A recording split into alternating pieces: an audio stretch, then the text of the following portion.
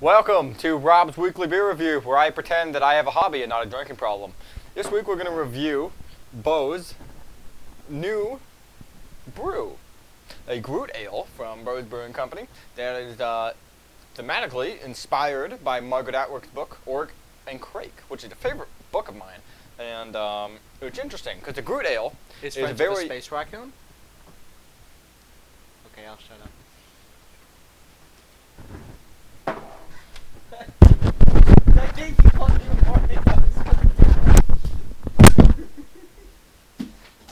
Okay, so I'm taking over. The interesting thing about the Gruit ale, especially being inspired by Margaret Atwood, is Gruit ales are a very archaic style of beer. Used a lot in Scottish beer back in the medieval era. It's an early, basically alternative to hops. It was used to bitter the beer. That's disgusting. It was used to bitter the beer, and once we moved on to hops, which are more flavorful and had more characters, and also great to grow, Gruit became obsolete. So it's really interesting seeing this, because especially with the name Noobroo with Margaret Atwood, because Margaret Atwood wrote a book called Orcs and Crake, which is a dystopia. And within this dystopia, genetic modification had just gone to town, alright? Like, KFC literally breeds chickens that are entirely made up of chicken breasts, which is crazy. And so calling this Noobroo, which is inspired by that, one a very archaic style, is kind of a nice little bit of irony right there, and I like that, because I really like Orcs and Crate. So yeah, it's an archaic style of beer. We're going to pour it into these snifters, and let's get tasting. Now, see, bro, So, this is our what I'm excited for. Now, so we got in the ingredients, we've got barley malt, honey, hibiscus, red clover flower, rose hips, elderberry, burdock root, maquis berry, wild cherry bark, whoa, See, I think and this is, brewer's yeast. I think this is Straight from the natural, the brewer's body, you know? I feel like this the, is, the brewer's very own personal yeast. I feel like this, Rob, is the first spiced beer that we are trying together. To this point, I don't know if I would call this a spice beer. spiced, not spice. Ah. Like, because also elderberries, kind of poisonous when not cooked. Like Very. very, very poisonous. Don't eat those. Can I have some? No. So, there's the color there. Go ahead and pour yourself some of that.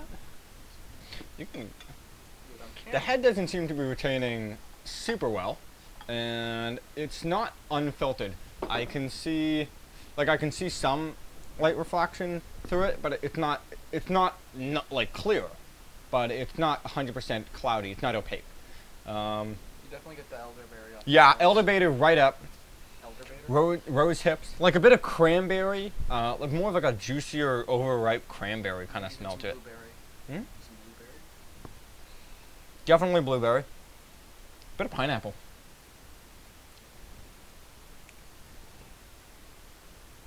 It's good. I can't quite place down some of the Okay, flavors. the first thing that hits me is this very mellow medley of fruit. Like I immediately, the first thing that hits you is just kind of like a fruit punch, Yeah, right almost. on the tongue.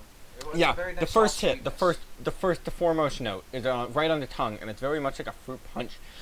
You know what I mean? I get the elderberry, I get the hibiscus, and I get cherry. I get a lot of cherry on the front. But it's very soft. It's very soft cherry, and there's almost it's creamy on the front, and then it rolls into an orange, tangerine, orange kind of tangerine with a bit of strawberry and blueberry in there too. You know what I mean? It's very much. Fuck you! Get your own show. I don't care. Hey, I'm just a guest, man. Anyways, it's also got. It smells great. It does. I would say this is pretty much. This is like the fruit. You know those juice boxes that are like a bunch of different fruit mixed together, and no matter what fruits they have within each other, they all taste the same. This is They kind of what blend. this tastes like good. It has also it's a very light on the tongue and has the carbonation is very very small bubbles. Yeah. It's refreshing. It's It's a lot of micro bubbles in there. You can what's see. it's effervescence. What would the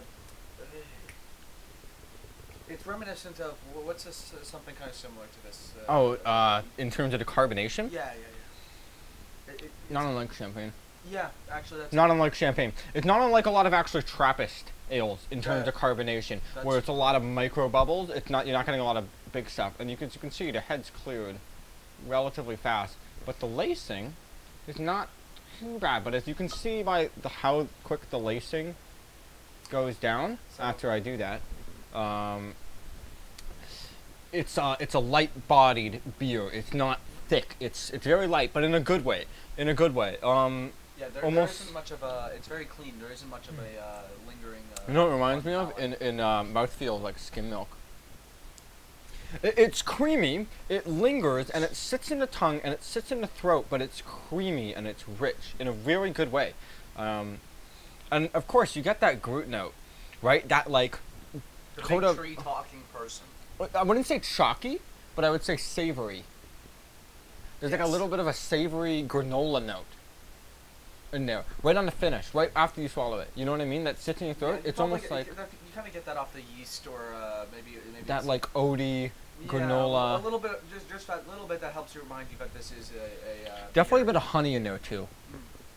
Well, that may just be coming off the hibiscus from the floral notes and the sweetness of the fruit. The malt not really coming through too much. It's in the back, but this isn't an ultra malty beer. This is It's light.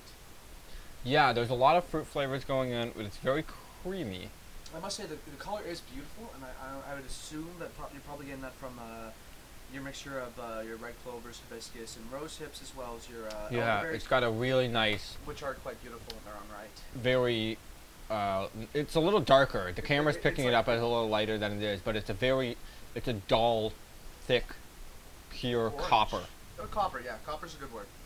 It's You- no, yeah, it's like I a don't really know a my copper colors. plate in the sun. I have about 6 in my repertoire, the primary and secondary ones. After that, I'm pleasantly surprised by it, and it's a really easy drinker. oh, extremely. Would I get another one of these? Probably not. It was an interesting experiment, and it's not a bad beer. But there's nothing about me that sticks out going, wow, this is incredible, I want more. You know what I mean? But would you get another Gruit ale? Would I get another Gruit? Yeah, absolutely. It's a great style, and I wouldn't write it out. I wouldn't write out what other possibilities. I've had a lot of IPAs that were subpar and would give me the same impression that I would never get again.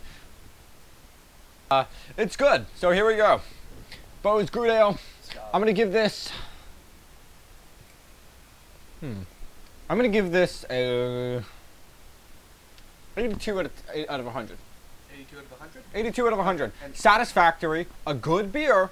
Just there's nothing super like it's an interesting style, but I feel like it's not ambitious enough with the style. I would really like to taste like the bitterness that the Gruit adds, and I would like to it to be really wild and bright. And I'm going to rate this as a Stegosaurus on a dinosaur meter. Fantastic. Get out of my house. You're never getting back on this show. Nope, and that is why I take every opportunity to ruin this show.